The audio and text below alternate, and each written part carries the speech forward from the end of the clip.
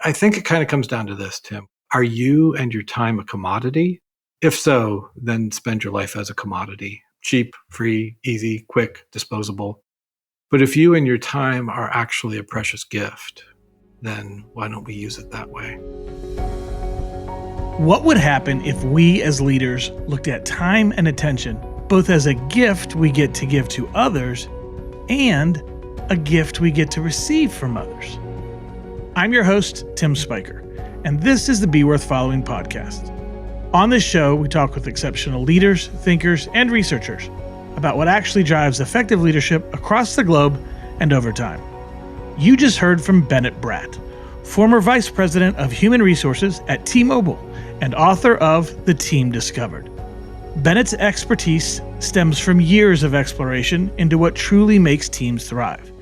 In his role at T-Mobile, Bennett managed a talent ecosystem of 50,000 people. But what you'll discover as you listen to Bennett is that he sees hope not in big numbers or grand gestures, but in small teams and profound connections. In today's episode, you'll learn about Bennett's unique perspective on leadership and teams. And spoiler alert, he puts the responsibility of team health in a place that not many people do. You'll also hear 3 questions Bennett uses with his clients to bring team members closer together. And throughout the episode, I predict you will feel the sincerity and warmth that Bennett brings to his work. But first, we begin with Bennett's initial introduction to leadership in elementary school, which was followed a decade later by an unexpected detour into the United States Navy. I could probably go back to like 5th grade in elementary school where, for reasons I don't understand, I think, like my teacher selected me to be one of 2 leaders of 2 teams in class who would compete like in spelling or math or something. And I know that I was really comfortable that she chose me. And that was odd because I think a lot of childhood isn't comfortable. And I actually found like, oh, I get this. It's not about me doing well. It's about the whole team doing well. And you can kind of focus on the people who are doing least well. If the whole team has to go somewhere and accomplish something, it's about all of us. And somehow that was, by the age of 10, intuitive. And I don't know if that made me a good leader. After my sophomore year of university, I dropped out. I dropped out of university to join the Navy. I don't think that was really anything anybody ever expected of me.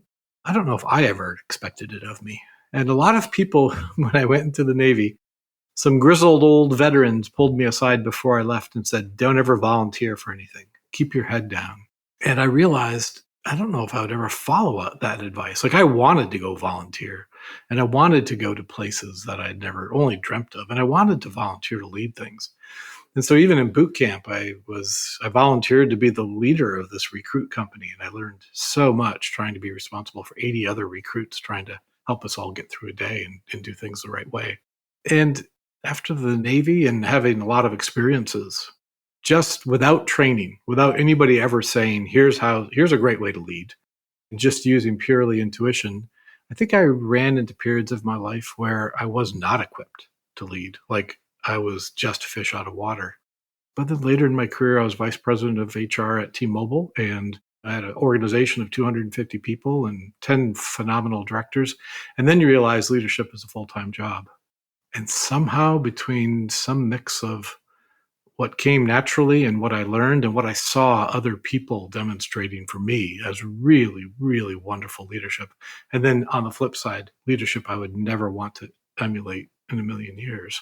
And it kind of coalesced into my own view, which I'm happy to explain more. But there were just really formative situations along the way that helped me get to this place. Before we do that, I want to key in here on what you're talking about for just a second, because here's what I heard in your story. I had an intuitive comfort with leading, but then there were some times over time with maybe I wasn't quite equipped, and eventually I'm leading a bunch of people. But what I hear in that is a move from unconsciousness around the things of leadership, even if you had the natural abilities, to at some point in the future, you went into a place of consciously and intentionally thinking about leading. And so I just kind of wonder, how did that transformation happen? Because there are lots of people that are naturally oriented or naturally gifted in some way. And they never get to that spot of consciousness around what they're doing because they're so naturally gifted. It's that old adage that you think about it in art or athletics, and you take the really gifted artist or the really gifted athlete and ask them to teach somebody else, and they're terrible at it because they've not had to be conscious about it. And yet your story starts out with that intuition, but gets to a point where consciousness comes in, and now I'm really thinking about my thinking. So how did that happen for you to graduate from that unconsciousness to now I'm really thinking about the qualities of leadership? I remember the first time I became a director, and I think I had 13 people in my organization, and I called my first all hands meeting. And I remember 13 people sitting around the table looking at me, and I was petrified. And I realized that more than anything, it was a craft being somewhere on that continuum of art to science. And I think craft falls somewhere in the middle. The craft of being a leader, a team leader, an organizational leader is partly all yes, the great science and tools and models you could find, but it's also an art form. It's probably in some ways performance art, not to denigrate the term. And in the end, like I think of a craftsperson as a cobbler in the 18th century making a custom pair of boots for somebody who needs a pair of boots. And this is largely an individual thing, and it's replicable, and it's wholesome and fulsome and almost intangible. And I think becoming aware of this was a craft I needed to hone and translate from other phenomenal leaders I'd seen and worked for into my own version of it, develop that sense of conscious competence over time.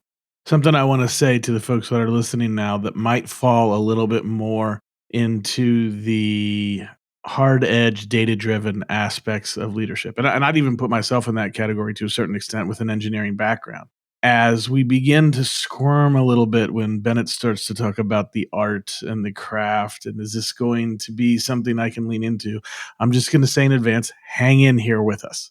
Because yes, there is the science side, the data side, but there is another side here around art and craft that's connected to humanity that we need to talk about. And I know we're going to get into that today. So just if you're feeling a little bit antsy, hang in there because there's going to be stuff for us to learn about and hear today. You mentioned your view a moment ago, Bennett. Let's get into that. Let's talk about your view on leadership. Let's unpack that a little bit. Sure. And I guess if we're giving warnings to your listeners, I'll just say some of this could be a little provocative. And the provocation is offered in a sense of like, let's explore it. Like, let's get into dialogue about it. Because I come not with a single truth, but holding probably multiple contradictory truths and wanting to learn other people's too.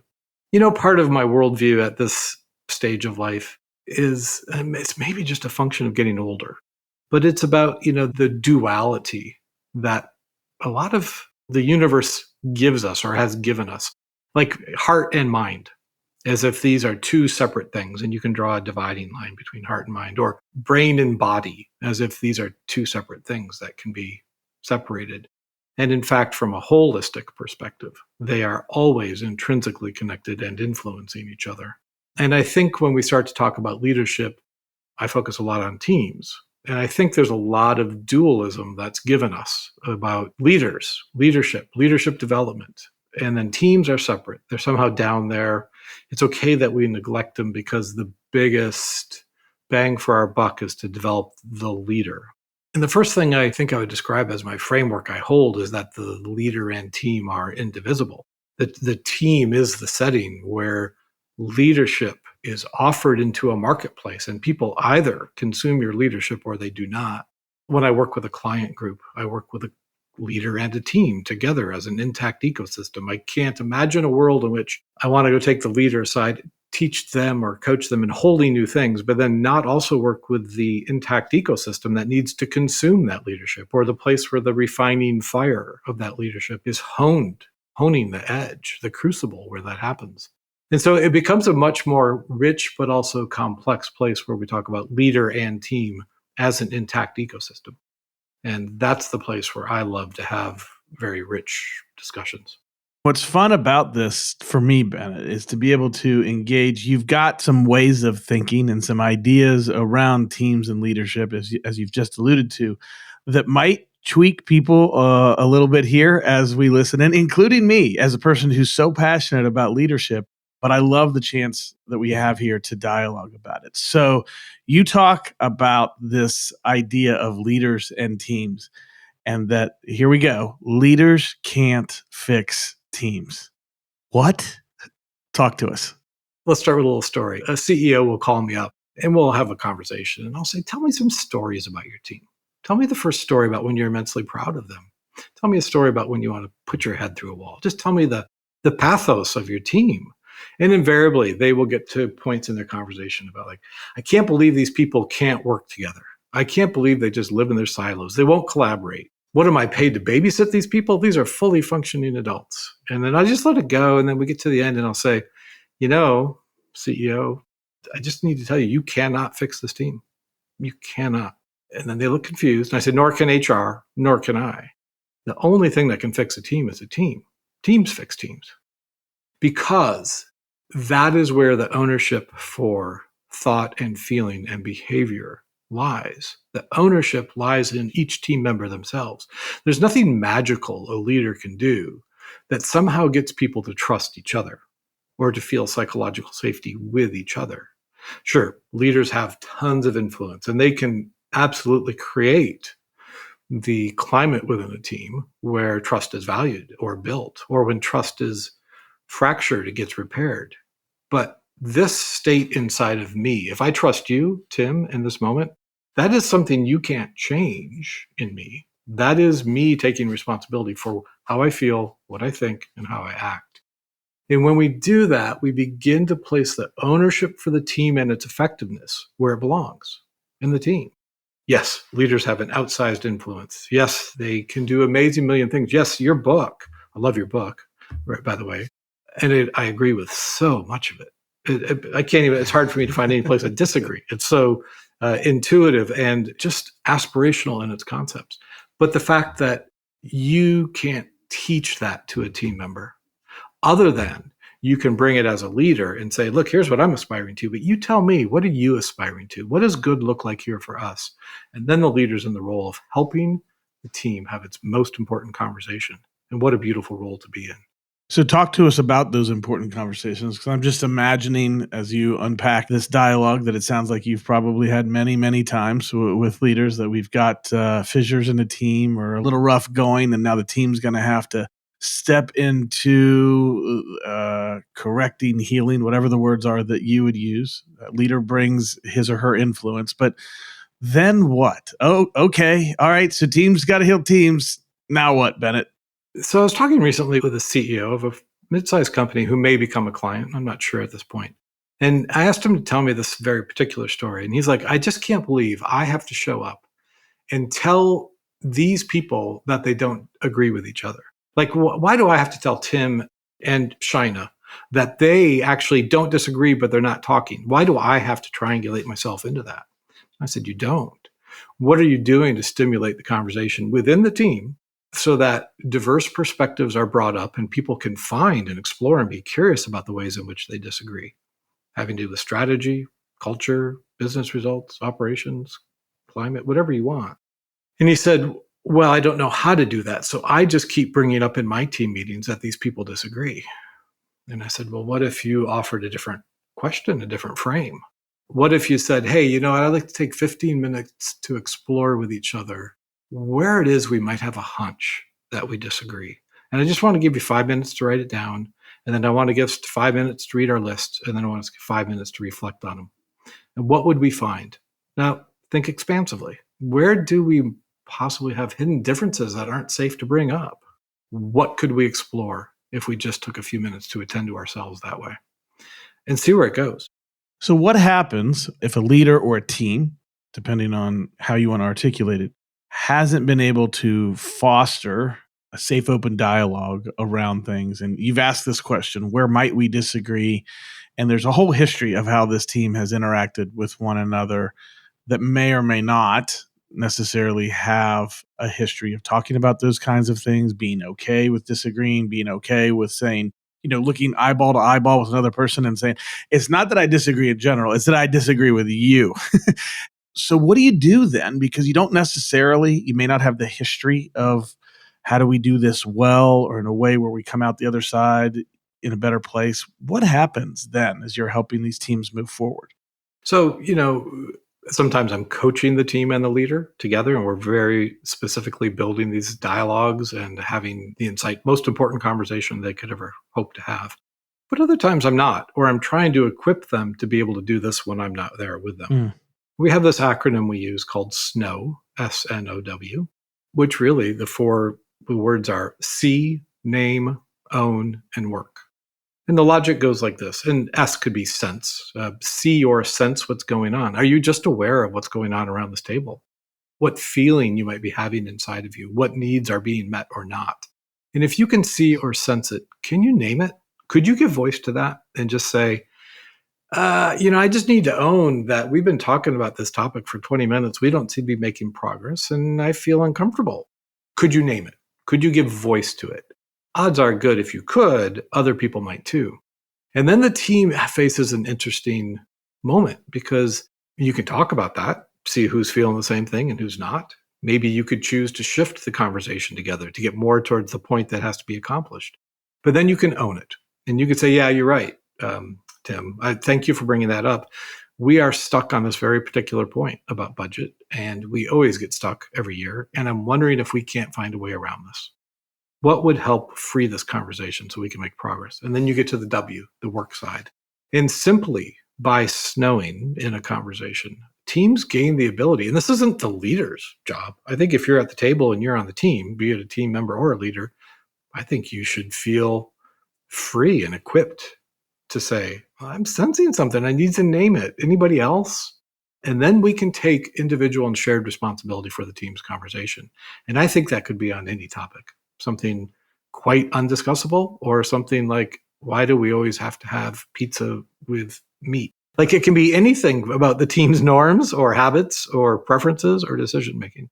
What does it look like and how does it work as teams are going into these types of conversations and they're just not accustomed to open dialogue around important things that they may or may not necessarily agree with, and they've got emotions tied to them. I've wanted to launch this new product line for 5 years and I've been shut down every single time. And now the whole market's moving that direction. And doggone it, I was right 5 years ago, but nobody would listen to me. And now I'm pissed.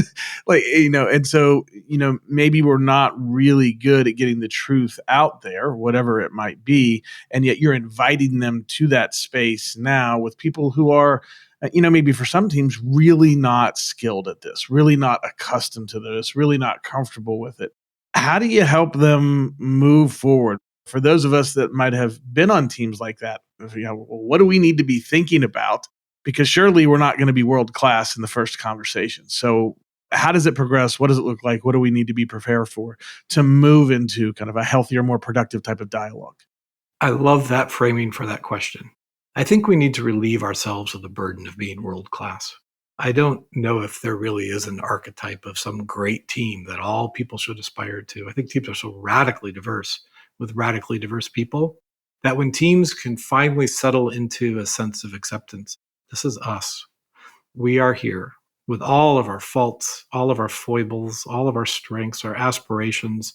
Can we just sit with us and take that for a moment and take it in, and appreciate each other that we're here? So if we relieve ourselves of the burden of needing to be perfect, a world class, and a high performing team, I think we can just get to what are the minimum viable things we can start to build in so we get a little more effective. How can we go from, let's say we're on a scale of 1 to 10 and 1 being quite low, very low. How can we go from a 1 to a 3?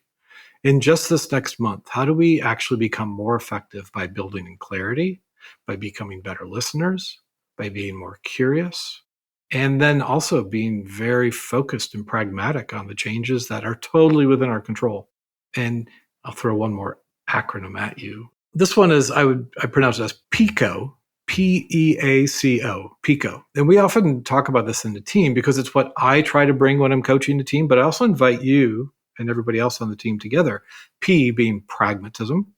We're not here for idealism or for heavy models. We're here for pragmatic change.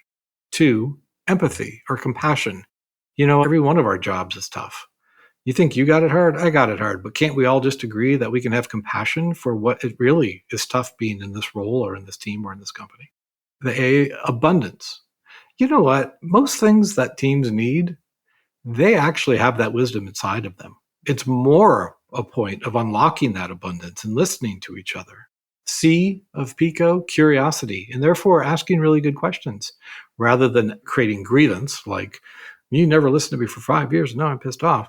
Maybe there's a way to frame our dialogue, our questions around, hey, I can imagine this has been really frustrating for you, Tim. You've had the wisdom 5 years ago to bring this idea. Well, what are you thinking now? What can you give us your internal dialogue?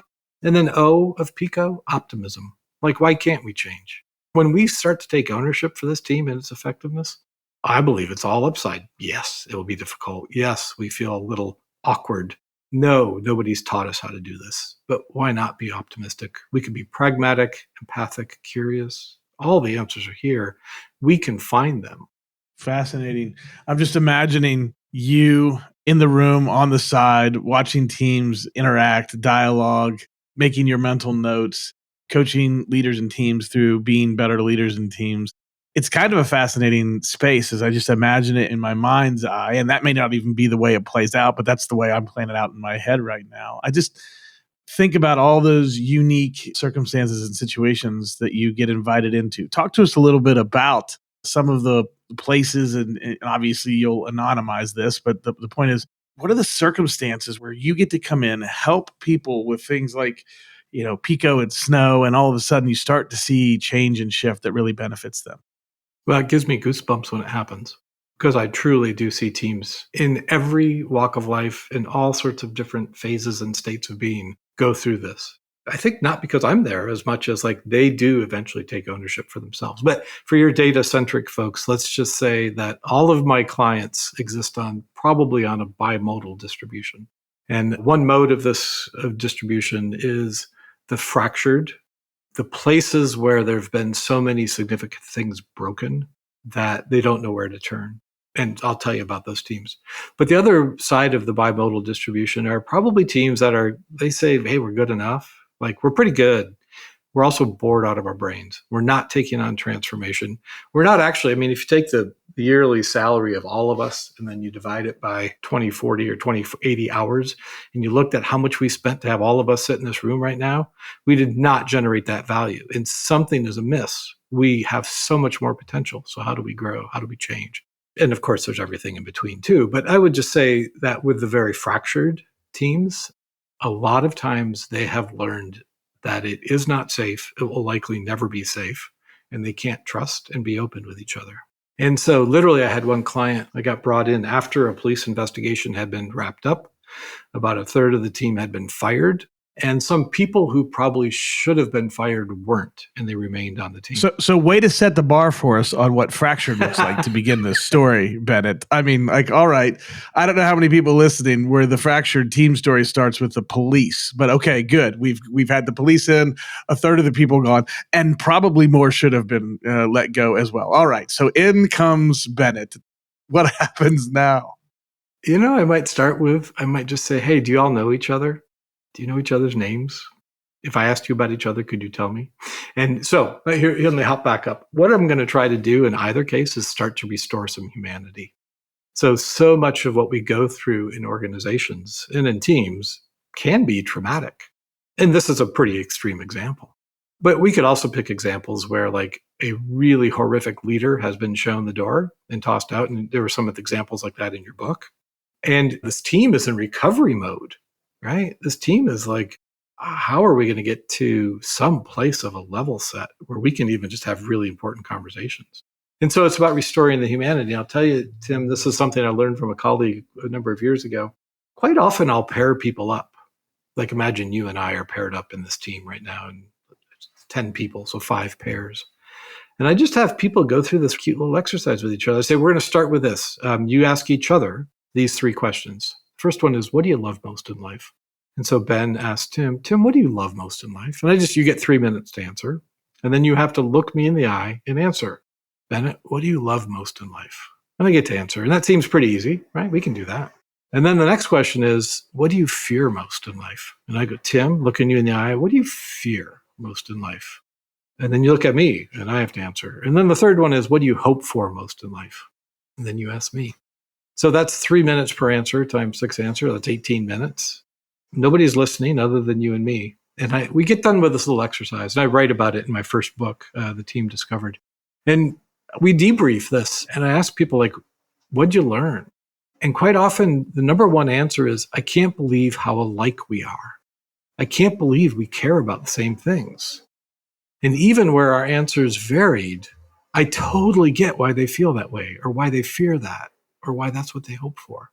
It took us 20 minutes and we restored a little bit of humanity. We can see the people behind the title. We can see the hopes and fears and dreams. And I'm sorry for your audience, it's independent of the leader. Leaders don't have to do this. People do this with each other.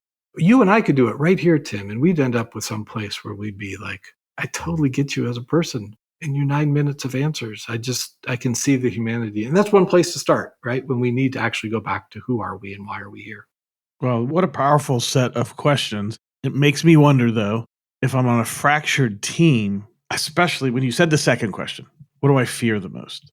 If my trust level with others, and it may not be you personally, it just could be like we're not that close yet. There's a certain vulnerability that comes along with answering that question.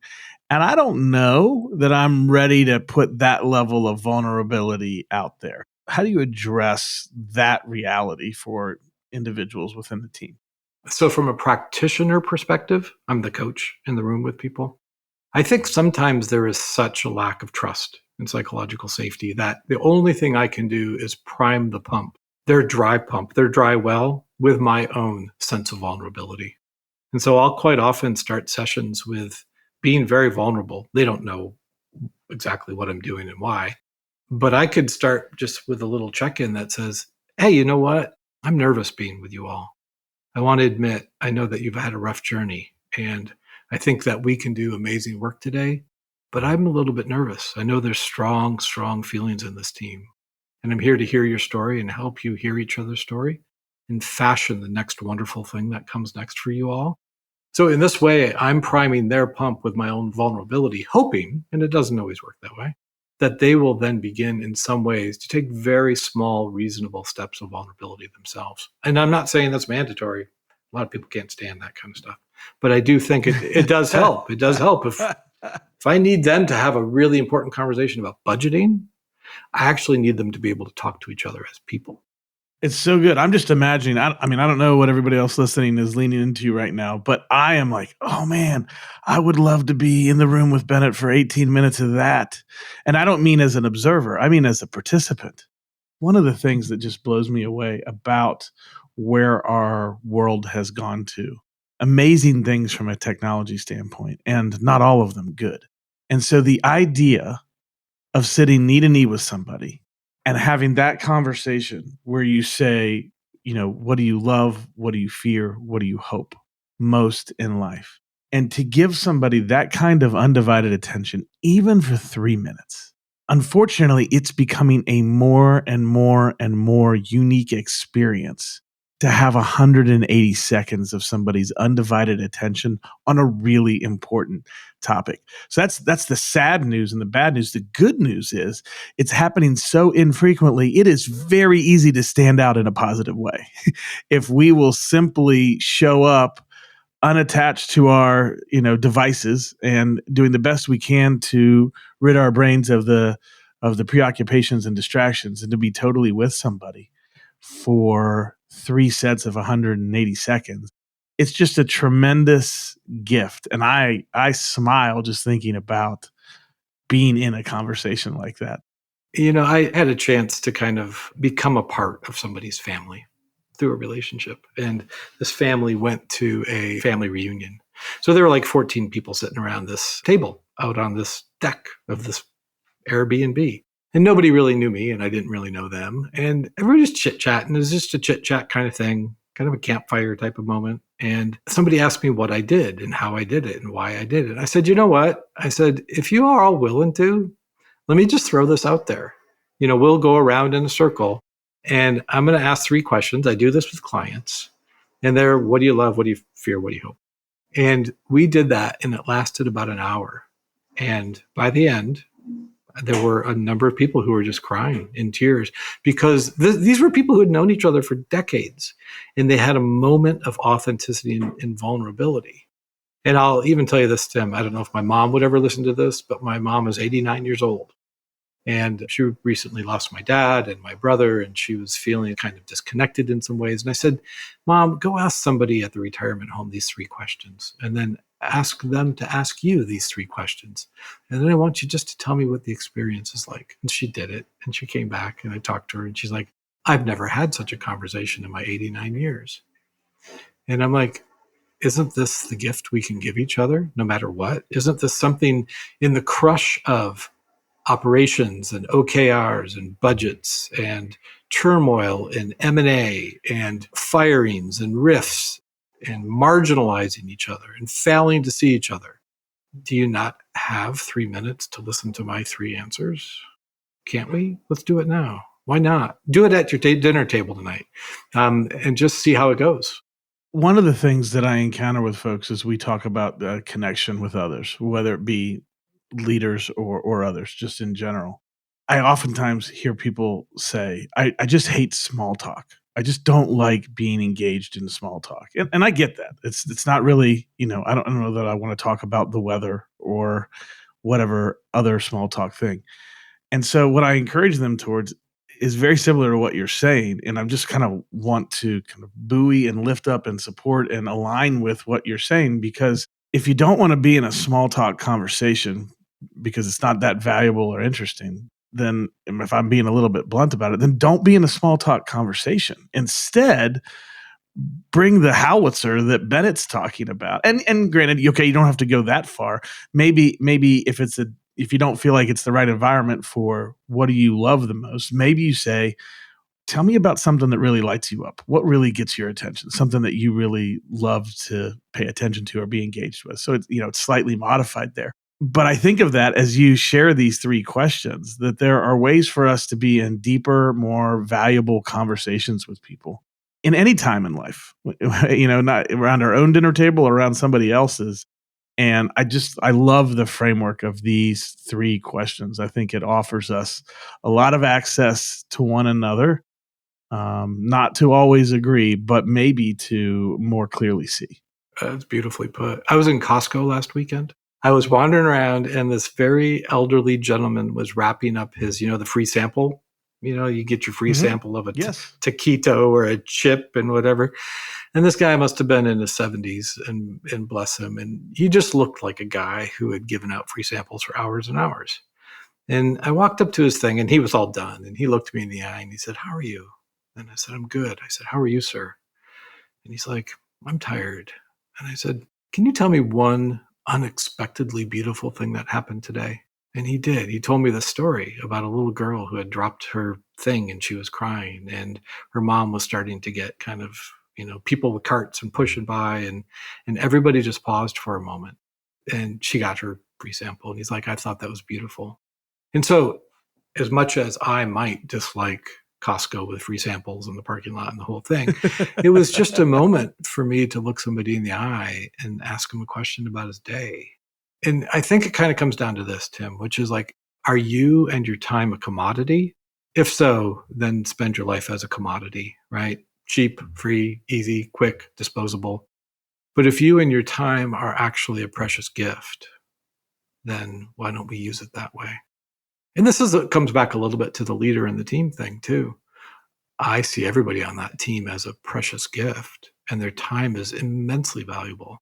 And I think leaders who can see that with their teams and bring out the fullness and the complexity and the contradictions and the robustness of that become leaders that teams absolutely crave to follow. And that's a lot of what you say in your book, which is why I deeply appreciate it. It's about the authenticity and the curiosity and the openness and the love that we show to each other that way. Well, when you talk about that worldview, certainly you draw me back to Bob Chapman and Everybody Matters and people being, everybody is somebody's precious son or daughter. And what an incredible mind shift that brings to our interaction with other people. And I'll be the first to say, it's hard to stay there. I can get there in moments, but it's hard to live there. And we had a wonderful guest on the podcast a while back, Lori Butts, who had the privilege of personally being mentored by Bob Chapman. And it was that statement about everybody is somebody's precious son or daughter that really in many ways changed the trajectory of her leadership. And this didn't land with her until she was about 50 years old. So she'd had a few swings at the plate before this got a hold of her, but how it shifted everything. So if this sounds like a momentary plug for listening to the Lori Butts episode, I suppose that it is. You'll get a chance to hear more about how that kind of mentality can impact somebody. But it's hard to stay there. I want to get there. I want to see people that way. I want to interact with people in that way. What are your thoughts about coaching us on how to stay in a mentality of seeing people as a precious gift as opposed to a commodity? Again, I would say it doesn't have to be perfect and it doesn't have to be all the time. But you're doing it with me, and I'm deeply appreciating it. And you can do it at the dinner table tonight or with your neighbor. I wrote a little bit again in my first book about something I would call attention poverty, that in organizations we're set up.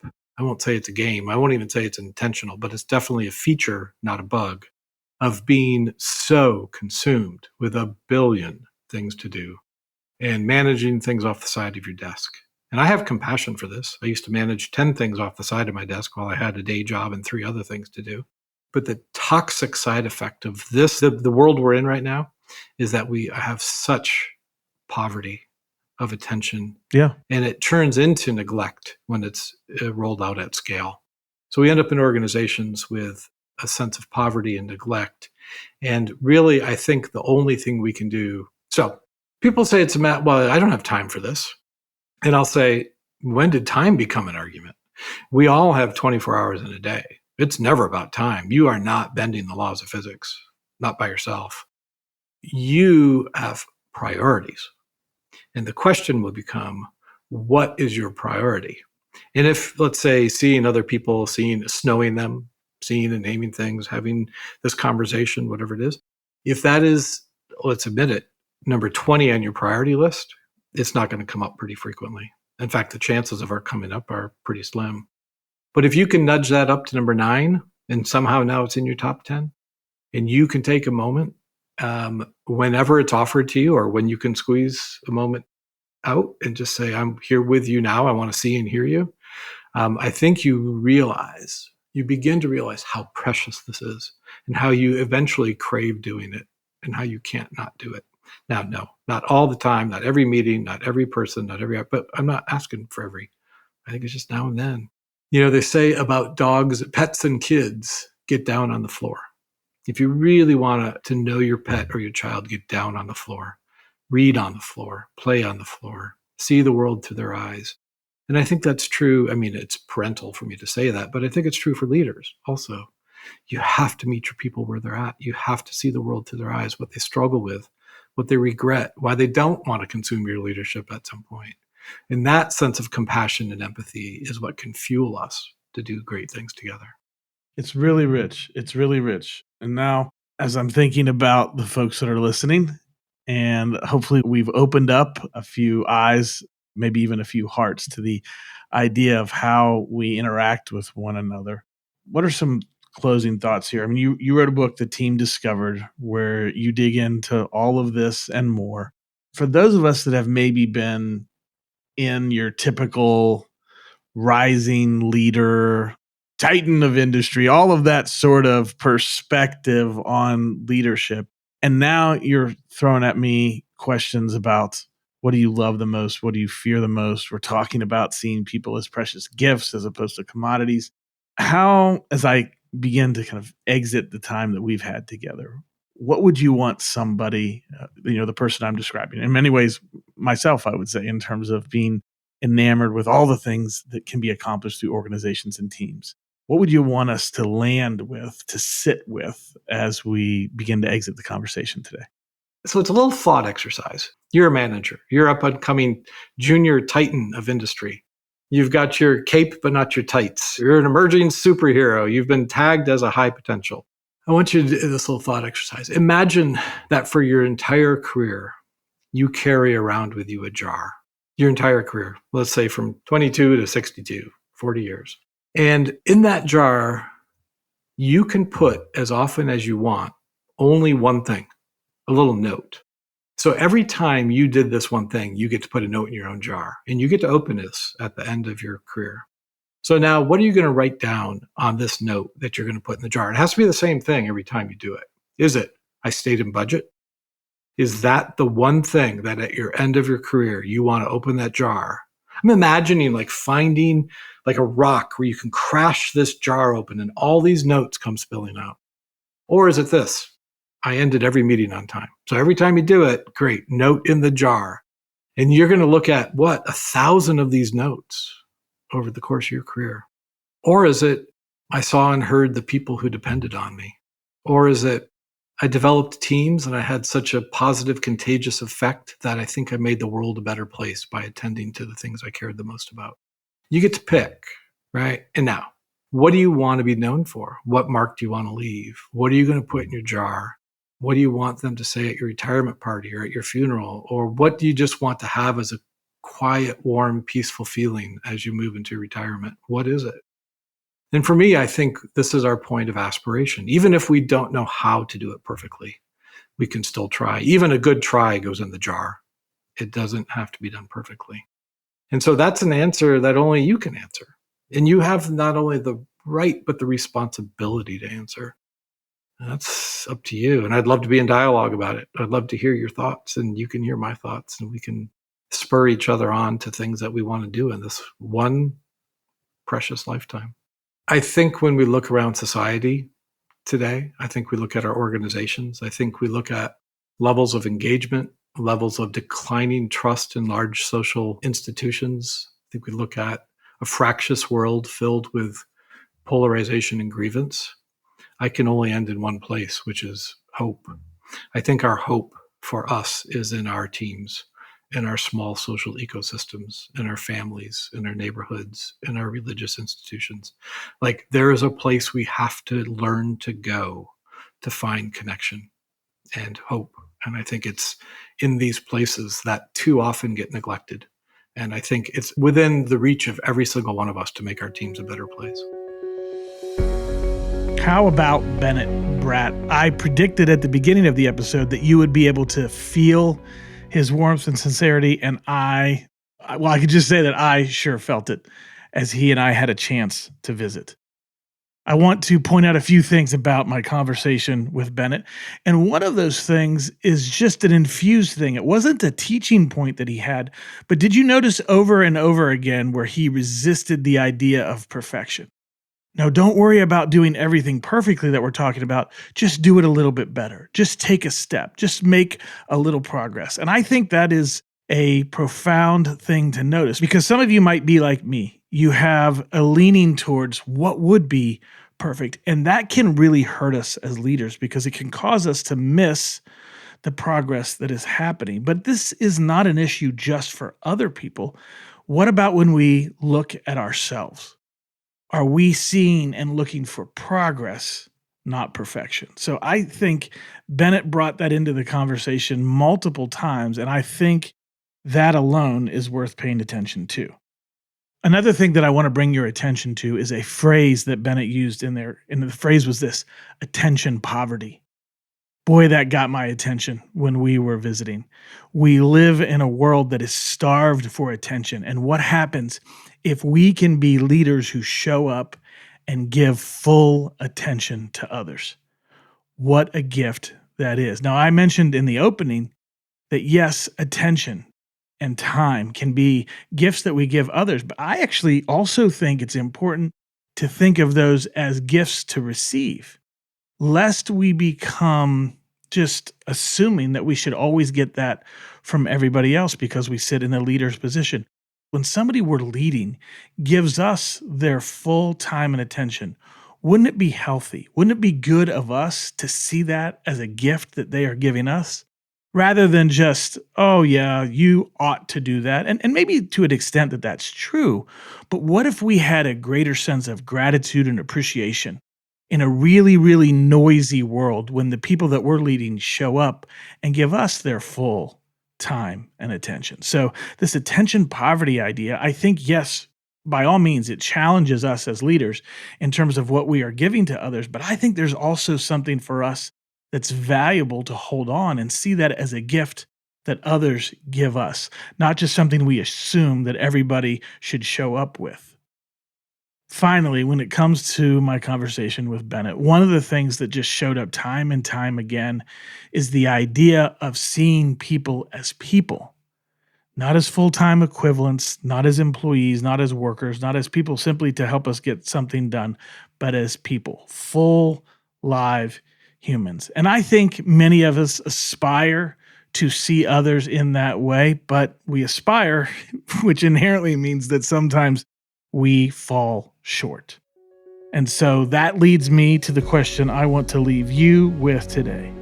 And that is this: are you intentionally working to see and know the people you lead as real, live people?